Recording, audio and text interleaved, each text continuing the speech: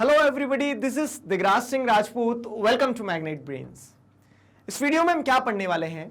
इस वीडियो में हम पढ़ेंगे regional variation in population growth. Regional variation in population growth. पिछले वीडियो में मैंने आपको पॉपुलेशन ग्रोथ के बारे में बताया था कि किस तरह से पॉपुलेशन जो है कंट्री में ग्रो कर रही है। अलग अलग फेजेस थे। इस फेज में हम कह सकते हैं जो प्रेजेंट टाइम है कि पॉपुलेशन का जो ग्रोथ फेज है वो आपको थोड़ा सा डिक्लाइनिंग देखने को मिलेगा, लेकिन अल्टीमेटली पॉपुलेशन में नंबर तो एड ऑन हो ही रहे हैं। ठीक है, तो अब उन सारी चीजों को कंसीडर करते हुए हम ये देखेंगे, जो लास्ट में पिछले टॉपिक में हमने लास्ट पॉइंट पे जहां टॉपिक खत्म किया था कि पॉपुलेशन ग्रो तो कर रही है, लेकिन वो जो ग्रोथ हो रही है उसमें वाइड वेरिएशंस देखने को मिलेंगे आपको। कैसे कि किसी रीजन में पॉपुलेशन ग्रोथ ज्यादा है, किसी रीजन में पॉपुलेशन ग्रोथ कम है। तो जो रीजनल वेरिएशन है उसे हम इस वीडियो में समझने वाले हैं, और साथ ही साथ उस रीजनल वेरिएशन से जुड़े हुए जो चैलेंजेस हैं उसे भी समझेंगे। इंटरेस्टिंग टॉपिक है, अच्छे से समझना, और आपके लिए खास करके इंपॉर्टेंट है क्योंकि इसमें हम नेशनल यूथ पॉलिसी के बारे में पढ़ेंगे। ठीक है, एडोलेसेंट पॉपुलेशन के बारे में पढ़ेंगे। तो देखिए, region wise population growth during 1991 to 2001। ठीक है, 1991 टू 2001 की जगह इसे आप क्या कर लीजिए, क्योंकि डेटा बदलता रहता है बुक में, तो ये 2001 है। ठीक है, 2001 से 2011। फाइन। अब यहां पे अगर हम चीजों को समझते हैं, क्योंकि आपको जो लेटेस्ट देखो, हाँ एक प्रॉब्लम ये जाएगी, मुझे पता है बहुत सारे स्टूडेंट्स के साथ प्रॉब्लम जा रही है कि सर बुक में ये डेटा है, ठीक है, आप ये डेटा पढ़ा रहे हो, तो मैं आपको जो पढ़ा रहा हूं तो सीबीएसई का जो पीडीएफ रहता है ना, वो पीडीएफ लेटेस्ट एडिशन रहता है, लेटेस्ट एडिशन रहता है, उसकी शायद कॉपीज भी प्रिंट नहीं होती है।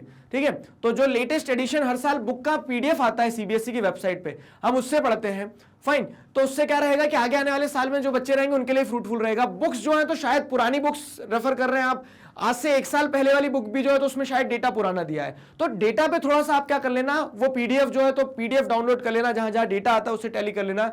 मैं कोशिश ये करता हूं कि आपको लेटेस्ट डेटा दूं। ठीक है, लेटेस्ट जो पीडीएफ में डेटा दिया है बुक में। फाइन, तो अब अगर जैसे हम बात करते हैं region wise population growth during 2001 to 2011, इस टाइम पीरियड में अगर आप समझोगे ना, तो the states like Kerala, Karnataka, Tamil Nadu, Andhra Pradesh, Odisha, Puducherry and Goa show a low rate of growth not exceeding 20% over the decade। ठीक है, तो अगर आप डिकेडियल ग्रोथ रेट को समझते हैं तो ये कुछ स्टेट्स के जो नाम बताए हमने आपको, केरला, कर्नाटक, तमिलनाडु, आंध्र प्रदेश। ठीक है, ये देख लो, केरला, कर्नाटक, तमिलनाडु, आंध्र प्रदेश। ठीक, ये ऐसे स्टेट्स हैं, गोवा आ गया जिसमें, ये ऐसे स्टेट्स हैं जहां पे आपको ग्रोथ रेट बहुत ज्यादा देखने को नहीं मिलेगा, 20% से कम है। ठीक है, 20% से कम है ग्रोथ रेट, वो स्टेट्स हैं ये।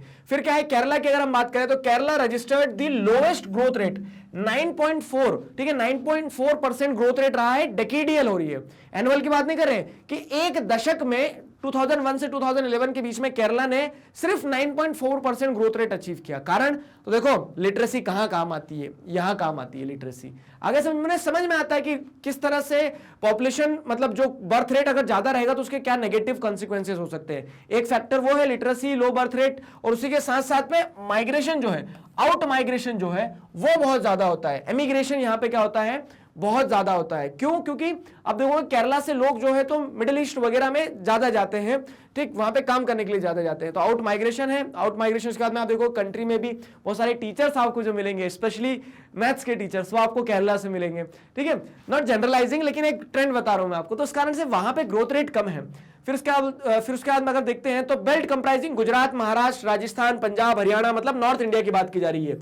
ठीक है, हरियाणा, उत्तराखंड, मध्य प्रदेश, उत्तर प्रदेश, सिक्किम, आसाम, वेस्ट बंगाल, बिहार, छत्तीसगढ़ एंड झारखंड, तो ये जो बेल्ट है नॉर्थ इंडिया का और ईस्टर्न पार्ट का, जो थोड़ा सा the growth rate on the average remain 20 to 25%। तो यहां पे ग्रोथ रेट जो है तो एवरेज 20 से 25% वाली कैटेगरी में आता है यहाँ ग्रोथ रेट। ठीक है, यहाँ ग्रोथ रेट जो है 20 से 25% वाली कैटेगरी में आता है। अब इसे एनालाइज करो, एनालाइज करोगे तो क्या समझ में आएगा आपको कि हाँ, रीजनल वेरिएशंस देखने को मिलती है हमें पॉपुलेशन ग्रोथ में जब हम बात करते हैं कंट्री में। तो पॉपुलेशन ग्रोथ कंट्री का तो इन जनरल क्या है, पॉपुलेशन ग्रोथ अब अगर डिकेडियल और एनुअल देखोगे तो डिक्लाइनिंग ट्रेंड देखने को मिलेगा, लेकिन उस डिक्लाइनिंग ट्रेंड में भी आपको क्या देखने को मिलेगा, कंट्री के कुछ रीजन्स में पॉपुलेशन ग्रोथ रेट तेज है, कुछ रीजन्स में पॉपुलेशन ग्रोथ रेट कम है। ठीक है, तो इस तरह से आपको रीजनल वेरिएशन जो है पॉपुलेशन ग्रोथ में देखने को मिलेगा।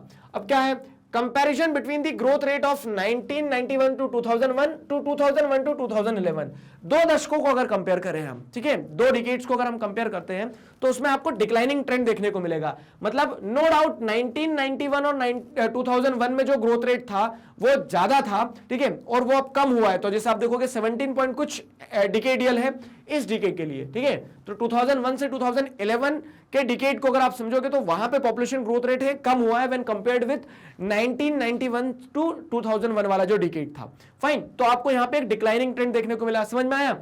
अब यहां पे कुछ डेटा और दिया गया है, तो अब डेटा को अगर समझते तो द परसेंटेज डिकेडल ग्रोथ, ये कंपैरिजन कर रहे हैं दोनों डिकेड के बीच में, तो the percentage decadal growth rates of the 6 most populous state.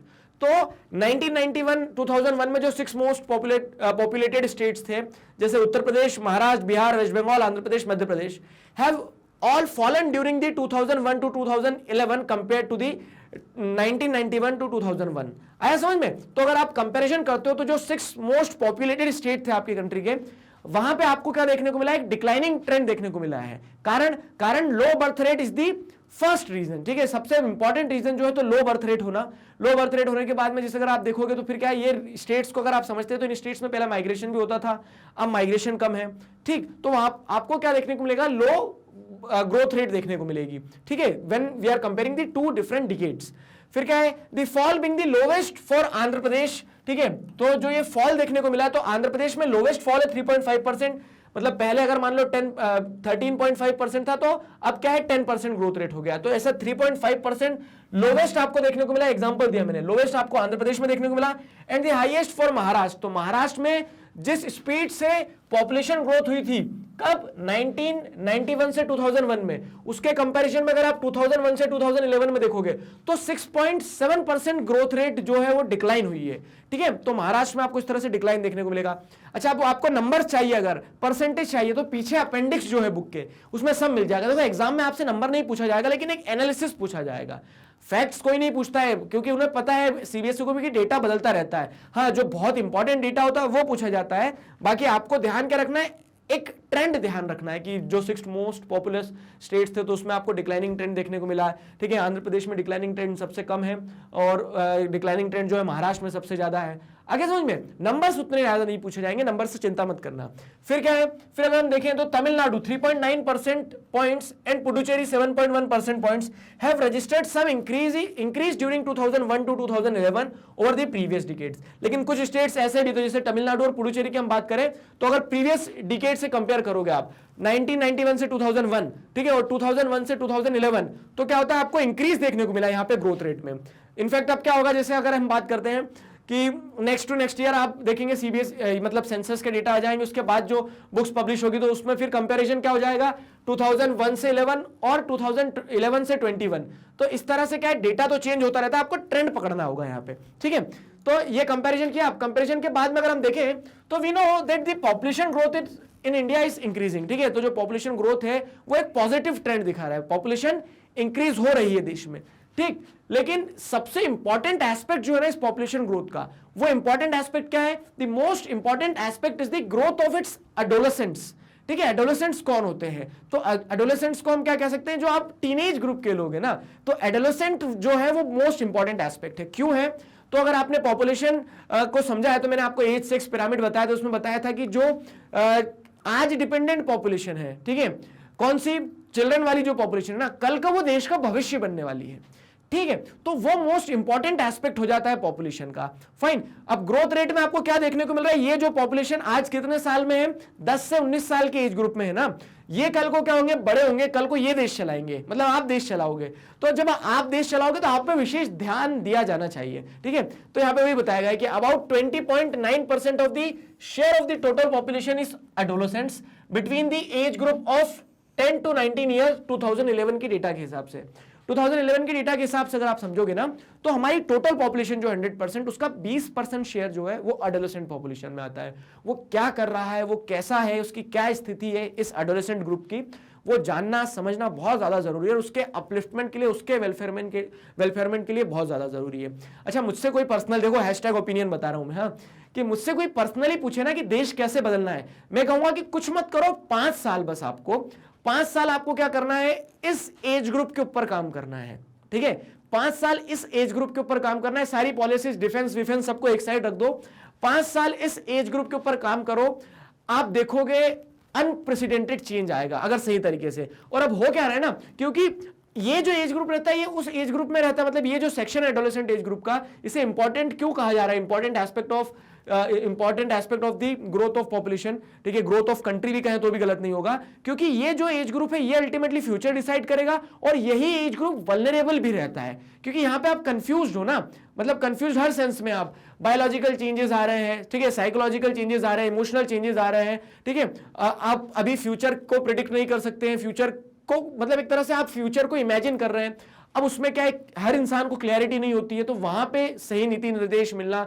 ठीक है, वो सारे फैक्टर्स जो होते हैं बहुत इंपॉर्टेंट हो जाते हैं। तो एडोलेसेंट एज ग्रुप जो है, एडोलेसेंट एज ग्रुप पे विशेष ध्यान देना चाहिए। अब अगर आप मतलब कंपोजिशन देखेंगे तो male adolescent constitute 52.7% and the female adolescent constitute 47.3%। यहां पे आपको क्या देखने को मिलेगा, सेक्स रेशियो जो है तो it is unfavourable for women. Analysis ऐसे करोगे, आगे समझ में, points to be taken into consideration. मैंने आपको जो अभी पॉइंट्स बताए वो ध्यान रखना कि ये एज ग्रुप जो है बहुत इंपॉर्टेंट है, इंपॉर्टेंट होने के साथ साथ वल्नरेबल भी होता है।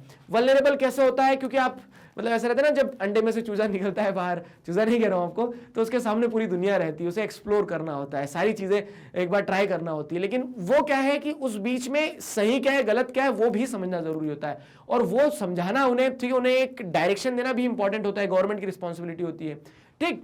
तो द एडोलेसेंट पॉपुलेशन की अगर हम बात करें तो though regarded as the youthful population having high potentials, ठीक है, you have the immense potentials, in fact human beings have the immense potential, all what they are required to do is to just channelize those energies into the right direction। आपको आपके अंदर की जो ऊर्जा है, जो पोटेंशियल है, उसको सही डायरेक्शन में चैनलाइज करना है। तो though regarded as the youthful population having high potential but at the same time they are quite vulnerable if not guided and channelized properly, ठीक है, I have explained you this. तो there are many challenges. समस्या क्या है देखो adolescent population के साथ, कि पोटेंशियल बहुत है लेकिन वल्नरेबल भी उतने ही ज्यादा रहते हैं। अब क्या होता है, तो there are many challenges for society as far as this adolescents are concerned, some of which are lower age at marriage, child marriage on paper खत्म हो गई है, लेकिन आज भी आप रूरल एरियाज में जाओगे, क्रूड एरियाज में जाओगे तो आपको वहां ये समस्याएं देखने को मिलेगी। Lower age at marriage, illiteracy, particularly female literacy. तो अब उससे क्या होता है कि महात्मा गांधी को आप जब पढ़ते हो ना तो आपको समझ में आएगा महात्मा गांधी क्या कहते हैं कि आप एक मेल को पढ़ाओगे तो आपने क्या कर दिया, एक परिवार को वो चला, मतलब मेल को पढ़ाया तो वो मेल क्या कर लेगा, सशक्त हो जाएगा, खुद क्या कर पाएगा, सक्षम होगा, वो इकोनॉमिकली कुछ अर्न करके लाएगा। लेकिन जब आप एक फीमेल को पढ़ाते हो तो एक पूरे के पूरे परिवार को पढ़ाते हो आप, क्यों, क्योंकि वो फीमेल जो है ना, तो फीमेल एजुकेटेड है तो वो रेडिएट करेगी अपने बच्चों में, ठीक है, अपने फैमिली में। तो उस तरह से लिटरेसी लेकिन जो है वो फीमेल में ही ज्यादा है, पैराडॉक्स आपको यहां देखने को मिलेगा। तो फीमेल लिटरेसी एक चैलेंज होता है। ये समस्याएं बता रहा हूं मैं कि एडोलेसेंट पॉपुलेशन के साथ क्या समस्या है। स्कूल ड्रॉप आउट रेट भी एडोलेसेंट पॉपुलेशन में देखने को मिलता है। अगर, और ये भी मेरा मानना है, आपने कॉलेज में अगर आ गए आप, मतलब 12th तक पढ़ लिया ईमानदारी से, तो आप कॉलेज भी पढ़ ही लोगे, ठीक है, ये पर्सनल एक्सपीरियंस है और डेटा भी है कि 12th तक इंसान अगर पढ़ लिया और एक बार एडमिशन ले लिया तो फिर उसके अंदर लॉ लग जाती है पढ़ने की। क्या, तो अभी जैसे मैं इंटरेक्ट भी करता हूं कुछ स्टूडेंट्स हैं तो वो कहते हैं सर कभी कभी तो ये शिक्षा पढ़ाई छोड़ दें। तो स्कूल ड्रॉप आउट जो है ना वो यहाँ पे ज्यादा रहता है, और खास करके रूरल एरियाज में ऐसा है कि अब अर्बन एरियाज में जहाँ पेरेंट्स एजुकेटेड है वो बच्चे बोलते हैं पढ़ाई छोड़ दे, तो 2 चप्पल लगती है तो सही हो जाते हैं अपने आप। लेकिन रूरल एरियाज में क्या है ऐसा कि पढ़ाई छोड़ दे पापा मम्मी, तो पापा मम्मी भी हाँ ठीक है छोड़ दो, नहीं बन रही तो उस तरह से क्या स्कूल ड्रॉप आउट्स भी इसी एज ग्रुप में ज्यादा रहता है। फिर क्या है, लो इंटेक ऑफ न्यूट्रिएंट्स, ये सबसे बड़ी समस्या और ये आपको समझना होगा खास करके गर्ल्स को। क्या कि एक चैलेंज ये होता है एडोलेसेंट पॉपुलेशन में कि लो इंटेक ऑफ न्यूट्रिएंट्स, डाइटिंग करेंगे आए बड़े, ठीक है, तो यहां पे क्या है न्यूट्रिएंट्स जो है उसका इंटेक ज्यादा रखना होगा। क्यों, क्योंकि ये जो एज ग्रुप रहता है एडोलेसेंट एज ग्रुप जो रहता है 10 से 19 साल का, यहां पे आपकी बॉडी ग्रो कर रही होती है, ठीक है, उसकी रिक्वायरमेंट्स होती है कि आप ज्यादा अच्छा न्यूट्रिएंट्स ले, विटामिन ले, ताकि आप अपनी मैक्सिमम स्टेज तक पहुंच पाए, ठीक है, मैक्सिमम स्टेज तक पहुंच पाए। तो वहां पे अगर आप न्यूट्रिएंट्स देखो, एक तो क्या होता है, एक तरह, 2 तरह के नखरे होते हैं। एक तो ऐसा होता है कि खाने को ही नहीं है तो बेचारे क्या करें, ठीक है, तो वहां पे पॉवर्टी वाली इशू है। दूसरा क्या है कि नखरे वाले कारण है कि नहीं खाना है। तो low intake of nutrient is another challenge when it comes to adolescent population. आज लो इंटेक ऑफ न्यूट्रिएंट्स होगा तो कल को वो मजबूत नागरिक नहीं बन पाएंगे, ठीक है। फिर क्या है, high rate of maternal mortality of adolescent mothers. Adolescent mothers होती है, अब जैसे अगर आप प्रॉब्लम्स को एसोसिएट करोगे, लोअर एज एट मैरिज, कम उम्र में शादी कर दी है तो अभी वो महिला जो है, मतलब महिला तो है नहीं ना, बच्ची है अभी, तो वो परिपक्व नहीं है, ठीक है, किस चीज के लिए, कि वो एक और बच्चे को जन्म दे सके, ठीक है, अभी खुद बच्चे को जन्म देंगे तो उस कारण से क्या होता है, डेथ भी हो जाती है, high rate of maternal mortality of adolescent mothers, high rate of HIV and AIDS infection, ठीक है। तो अब क्या होता है कि यहाँ पे जैसे मैंने बताया साइकोलॉजिकल, इमोशनल, बायोलॉजिकल चेंजेस आ रहे होते हैं, उस कारण से इन बीमारियों का भी एक समस्या रहती है, ये भी एक चैलेंज है। फिर क्या है, फिजिकल एंड मेंटल डिसेबिलिटी और retardness, drug abuse and alcoholism, ठीक है, तो नया नया चस्का, तो ये समस्याएं भी रहती है। देखो अल्टीमेटली सार नहीं है जीवन का इन सारी चीजों में, तो एडोलेसेंट पॉपुलेशन को ये चीजें समझ में आती है, लेकिन कब, जब वो मतलब गलती कर देते उसके बाद में। तो बेहतर ये है ना कि prevention is better than cure, तो वहां पे आप समझो इन चीजों को, ठीक है। Drug abuse and alcoholism, juvenile delinquencies मतलब क्या होता है कि बाल अपराध जो होते हैं, बाल अपराध, चढ़ता खून रहता है तो बहुत सी बार क्या होता है कि गलत एक्ट्स में फंस जाते हैं बच्चे, एंड कमिटेंस ऑफ क्राइम, ठीक है, तो कमिटेंस ऑफ क्राइम, तो ये सारे चैलेंजेस हैं। अब ये सारे चैलेंजेस हैं एडोलेसेंट पॉपुलेशन के साथ में, मैंने बताया 20.9% पॉपुलेशन एडोलेसेंट पॉपुलेशन की कैटेगरी में आती है according to the data of 2011, census of 2011। तो गवर्नमेंट के ऊपर रिस्पॉन्सिबिलिटी बनती है कि ये जो चैलेंजेस है उनसे बच्चों को बचाया जाए, एडोलेसेंट पॉपुलेशन को एक एसेट में कन्वर्ट किया जाए। सोल्यूशन क्या हो सकता है, तो जैसे अगर आप सोल्यूशन को समझेंगे ना, तो सोल्यूशन है the government of India has undertaken certain policies to impart proper education to the adolescent groups, ठीक है। तो गवर्नमेंट की पॉलिसीज है, जैसे आप देखोगे स्कूल कैरिकुलम में, आप न्यू एजुकेशन पॉलिसी में देखते हैं और क्या अच्छा आता है, ठीक है। तो अभी तक तो क्या है कि एडोलेसेंट पॉपुलेशन को एजुकेशन के नाम पे चैप्टर में 2-4 मतलब सिलेबस में 2-4 चैप्टर डाल दिए बस, बाकी कोई कंक्रीट स्टेप तो नहीं दिखता है। लेकिन अब न्यू एजुकेशन पॉलिसी से एक्सपेक्ट ये कर सकते हैं कि उसमें कुछ कंक्रीट मटेरियलाइज चीजें आए जिससे एडोलेसेंट पॉपुलेशन को सच में उनकी पोटेंशियल एक्सप्लोर करने का मौका मिले, ठीक है। लेकिन still government of India has undertaken certain policies to impart proper education to the adolescent group so that their talents are better channelized and properly utilized, ठीक है। तो उसी में जैसे अगर आप देखोगे तो एक इनिशिएटिव है नेशनल यूथ पॉलिसी 2014, कुछ बुक्स में 2003 भी होगा, तो नेशनल यूथ पॉलिसी जो है इट वाज इंट्रोड्यूस्ड इन 2003, ठीक है, एंड इट वाज अपग्रेडेड और we can say it was enhanced in 2014। तो बुक में जो 2014 के प्रोविजंस हैं वो आपको बताए, वो मैं समझाता हूं।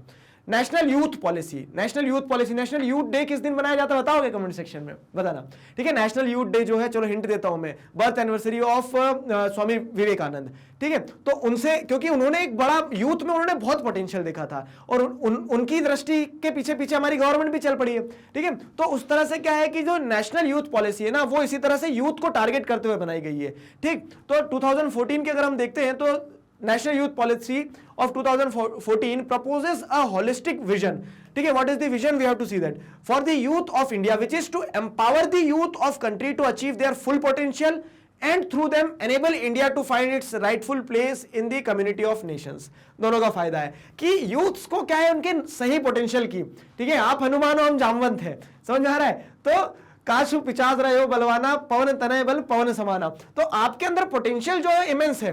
तो उस तरह से क्या है कि नेशनल यूथ पॉलिसी जो है, तो नेशनल यूथ पॉलिसी जो है तो उसका ऑब्जेक्टिव है to achieve their full potential and through them enable them India to find its rightful place in the community of nations. So ultimately when the youth will be we can say when the youth is charged up, तो उससे क्या होगा, उससे आपको देखने को मिलेगा कि कंट्री ग्रो होगा अल्टीमेटली और कंट्री की जो सही position in the community of nation वो अचीव कर पाएंगे। तो this is the objective of national youth policy of 2014। Fine. The National Youth Policy 2014 has defined youth as a person in the age group of 15 to 29 years. अच्छा, एक चीज ये भी है, देखो जो नेशनल यूथ पॉलिसी 2003 था तो उसमें यूथ की जो डेफिनेशन थी ना वो 13 से 35, तो कह सकते हैं कि जीवन के आधे समय में इंसान क्या यूथ ही रहता है, लेकिन यहां पे प्रिसाइज कर दिया उसको, क्या कर दिया 15 से 29, ताकि टारगेटेड प्रोग्राम्स, टारगेटेड कह सकते हैं ऑब्जेक्टिव्स को फुलफिल किया जा सके। The government of India also formulated the national policy for skill development and entrepreneurship। तो यहां पे आप देखेंगे तो स्किल इंडिया प्रोग्राम जो है ये 2015 में, जो देखोगे 2014 की नेशनल यूथ पॉलिसी के बाद में जो अपग्रेडेशंस आए, ठीक है। तो यहां पे national policy of skill development and entrepreneurship in 2015 to provide an umbrella framework to all skilling activities being carried out within the country। तो जितने भी ऐसे एक्टिविटीज है which are meant to provide skills to the youth, ठीक है, वो सारे के सारे एक एम्ब्रेला प्रोग्राम के अंडर में आ गए हैं, जैसे हम स्किल इंडिया के नाम से जानते हैं, जिसमें क्या है यूथ को ट्रेनिंग वगैरह इन सारी चीजों पे फोकस किया जाता है। फाइन। तो and to align these to common standards and link link skilling with demand centres, ठीक है। तो जिस चीज की डिमांड है उस चीज के साथ जोड़ना, ये सारी चीजों को क्या किया गया है, हम देखेंगे तो नेशनल यूथ पॉलिसी में इंक्लूड किया गया है। फाइन, सो आई होप आपको सारी चीजें समझ में आई है। लास्ट में हम कंक्लूड करते हैं इस टॉपिक को। तो आपने समझा कि किस तरह से रीजनल वेरिएशन है पॉपुलेशन ग्रोथ में, वो तो बताया उस रीजनल वेरिएशन के साथ में एक टॉपिक को, मतलब रीजनल वेरिएशन के साथ एक टॉपिक क्या लपेट लिया इस टॉपिक में हमने, वो था नेशनल यूथ से रिगार्डिंग, ठीक है। तो अगर रीजनल वेरिएशन की हम बात करते हैं तो रीजनल वेरिएशन जो है पॉपुलेशन ग्रोथ में, उसको कैसे कंक्लूड कर सकते हो आप, the growth rate of population is widely variant over space and time in the country। तो over the different time period, जैसे अगर आप देखोगे तो जो डिकेडियल ग्रोथ था 1991 से 2001 का, 2001 से 2011 का, तो अलग अलग रीजन्स में अलग अलग चेंजेस देखने को आए। तो स्पेस और टाइम दोनों ही कंटेक्स्ट में आपको वेरिएशंस देखने को मिले। It also highlights various social problems related to the growth of population. तो ग्रोथ ऑफ पॉपुलेशन अनइवन है, ग्रोथ ऑफ पॉपुलेशन में समस्या है, चैलेंजेस है, सोशल प्रॉब्लम्स है, जो एडोलेसेंट ग्रुप है, जो एक मेजर सेक्शन है, उससे जुड़े हुए जो इश्यूज हैं, वो सारी चीजें आपने डिस्कस करी है, ठीक है। तो ultimately what we can conclude, in order to have a better insight into the growth into the growth pattern of population, it is also necessary to look into the social composition of the population, ठीक है। तो आपको जब growth of population को समझना है तो आपको social composition भी समझना होगा। गजब की लूपिंग करते हैं एनसीईआरटी वाले। देखो अब यहाँ पे क्या बता दिया, social composition of population जानना भी जरूरी है अगर pattern of population growth को समझना है। तो नेक्स्ट वीडियो से हम क्या करेंगे, चैप्टर का ये वाला जो पार्ट है कंपोजिशन वाला, इसे देखेंगे कि कंट्री का आखिरकार सोशल कंपोजिशन कैसा है, पॉपुलेशन कंपोजिशन कैसा है। I hope you found it fruitful, ठीक है। तो सारी चीज समझ में आई है। मैग्नेट ब्रेन्स पर किंडरगार्टन से क्लास 12 तक इसी तरह से सभी सब्जेक्ट्स, चैप्टर्स, टॉपिक, सब टॉपिक, सब कुछ सिस्टमैटिक वे में वीडियो लेक्चर्स के फॉर्मेट में अवेलेबल है, जिन्हें आप बहुत आसानी से पढ़ सकते हैं, समझ सकते हैं, घर बैठे अपना सिलेबस कंप्लीट कर सकते हैं। अपने जूनियर्स और सीनियर्स को जरूर बताइए मैग्नेट ब्रेन्स के बारे में। मिलते हैं नेक्स्ट वीडियो में। Till then stay connected, keep learning. Thank you very much.